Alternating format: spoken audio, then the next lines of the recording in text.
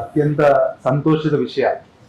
ಇದು ಕೇವಲ ಭಾರತೀಯ ಜನತಾ ಪಾರ್ಟಿ ಕಾರ್ಯಕರ್ತರಿಗೆ ಮಾತ್ರ ಅಲ್ಲ, ಇಡೀ ರಾಜ್ಯದ ಎಲ್ಲ ಯುವಕರಿಂದ ಹಿಡಿದು ಹಿರಿಯರ ತನಕ ಸನ್ಮಾನ್ಯ BS ಯಡಿಯೂರಪ್ಪನವರ ಅಂದ ತಕ್ಷಣ ಅವರೊಂದು ಶಕ್ತಿ. ಈ ದಕ್ಷಿಣ ಭಾರತದಲ್ಲಿ ಬಿಜೆಪಿ ಬರಬೇಕಾದ ಅಧಿಕಾರಕ್ಕೆ ಬರಬೇಕಾದ್ರೆ ಅವರ ಅತ್ಯಂತ ಶ್ರಮ ಪರಿಶ್ರಮ ಆ ಮುಖಾಂತರ ದಕ್ಷಿಣ ಭಾರತದಲ್ಲಿ ಬಿಜೆಪಿ ಸರ್ಕಾರ ಬಂದದ್ದು. ಬಿಜೆಪಿ ಸರ್ಕಾರ ಬಂದ ನಂತರ ಅವೇನು ಬಿಜೆಪಿಯ ಮುಖ್ಯಮಂತ್ರಿ ಆಗಿ ಇರಲಿಲ್ಲ, ಇಡೀ ರಾಜ್ಯದ ಜನತೆಯ ಬಡ ಜನರ ರೈತರ ಮುಖ್ಯಮಂತ್ರಿಯಾಗಿ ಈ ರಾಜ್ಯದ ಅಭಿವೃದ್ಧಿಯನ್ನ ಈ ನಾಡು ಅಭಿವೃದ್ಧಿಯನ್ನು ಕಂಡಿದ್ದವರ ಕಾರಣಕ್ಕೋಸ್ಕರ. ಆ ಕಾರಣಕ್ಕೆ ನಾವು ಈಗಾಗಲೇ ಜಿಲ್ಲಾಧ್ಯಕ್ಷರಾಗಿ ಸುಮಾರು 5,000 ಜನ ಈ 9 ಮಂಡಲದಿಂದ, ಪುತ್ತೂರು ಸೇರ್ಕೊಂಡು 9 ಮಂಡಲದಿಂದ 5,000 ಜನ ಹೋಗ್ತೇವೆ. ಅದರ ಜೊತೆಗೆ ಅಮಿತ್ ಶಾ ಅವರು ಕಾರ್ಯಕ್ರಮಕ್ಕೆ 11 ಗಂಟೆ ಬರ್ತಾರೆ. ಎಲ್ಲ ಈ ರಾಜ್ಯದ ಸಾಧು ಸಂತರು ಕೂಡ ಬರ್ತಾರೆ.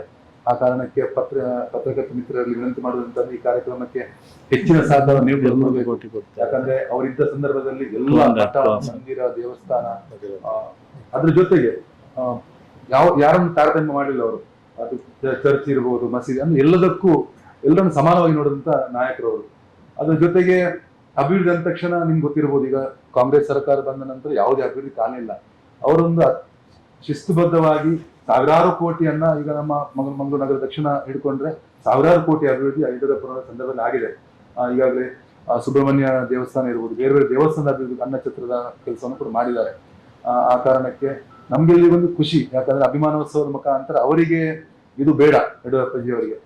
ಆದ್ರೂ ಕೂಡ ನಾವು ಇದನ್ನು ಯಾಕೆ ಮಾಡೋದಂದ್ರೆ, ಇಡೀ ಬಿಜೆಪಿಯ ಶಕ್ತಿ ತುಂಬಿದಂತ 50 ವರ್ಷ ತಮ್ಮ ಪೂರ್ತಿ ಜೀವನವನ್ನ ಸೈಕಲಿಂದ ಜೊತೆಗೆ ಹೋರಾಟವನ್ನು ಮಾಡುವ ಮುಖಾಂತರ, ಪಾದಯಾತ್ರೆ ಮುಖಾಂತರ, ಬಗರ್ ಹುಕುಮಕಿ ಇರ್ಬೋದು ಅದನ್ನ ನಿವಾರಣೆ ಮಾಡುವ ಮುಖಾಂತರ, ಹೆಣ್ಮಕ್ಳಿಗೆ ಬೇರೆ ಬೇರೆ ರೀತಿಯ ಸೈಕಲ್ ಕೊಡೋ ಮುಖಾಂತರ, ಈ ರೀತಿಯಾಗಿ ಪ್ರತಿಯೊಂದು ಗೃಹಲಕ್ಷ್ಮಿಯನ್ನು ಕೊಡೋ ಮುಖಾಂತರ ಪ್ರತಿಯೊಬ್ಬ ಬಡ ಜನರ ಒಂದು ಧ್ವನಿಯಾಗಿದ್ದಂತ ಯಡಿಯೂರಪ್ಪಾಜಿ 50 ವರ್ಷದ ಸಾಮಾಜಿಕ ರಾಜಕೀಯ ಜೀವನವನ್ನು ಪೂರೈಸುವ ಮುಖಾಂತರ ಅವರ ಮುಖಾಂತರ ಈ ಬಿಜೆಪಿ ಕೂಡ ಶಕ್ತಿ ಸಿಗ್ಲಿಕ್ಕುಂಟು.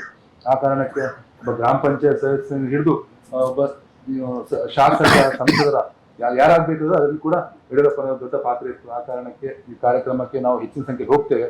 ಪತ್ರಕರ್ತ ಮಿತ್ರರಲ್ಲಿ ಕೂಡ ನಾವು ವಿನಂತಿಯನ್ನು ಮಾಡಿದ್ರೆ ಈ ಕಾರ್ಯಕ್ರಮಕ್ಕೆ ಹೆಚ್ಚಿನ ಸಹಕಾರ ಕೊಡಬೇಕಂತ ವಿನಂತಿ ಮಾಡ್ತೇನೆ. ನಿಖರ ಸುದ್ದಿ, ಸದಭಿರುಚಿಯ ಕಾರ್ಯಕ್ರಮ. ನೀವು ನೋಡ್ತಾ ಇದ್ದೀರಾ ಕಹಳೆ ನ್ಯೂಸ್, ಸಮಾಜದ ಜಾಗೃತಿಗಾಗಿ ವಸ್ತುನಿಷ್ಠ ವರದಿ.